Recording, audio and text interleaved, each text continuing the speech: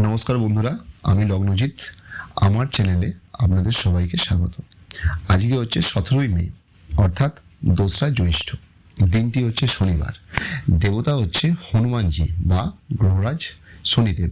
ওনাদের স্মরণ করে দিনটি আপনি শুরু করতে পারেন। এবার আজকের দিনে কোন নক্ষত্রটা ভালো বা খারাপ সেটা কিন্তু আমি 3:16 পর থেকে বলছি। ওকে, যে নক্ষত্রগুলো ভালো যাবে: শ্রবণা, রোহিণী, হস্তা, শতভিষা, আদ্রা, সাথী, উত্তর ভাদ্রপদ, পুষ্যা, অনুরাধা, অশ্বিনী, মঘা, মূলা, ভরণী, পূর্ব ফাল্গুনী, পূর্বসারা। অর্থাৎ এই নক্ষত্রগুলো ভালো যাবে। এবার যে নক্ষত্রগুলো অ্যাভারেজ চলবে: উত্তরাষাঢ়া, কৃতিকা এবং উত্তর ফাল্গুনী।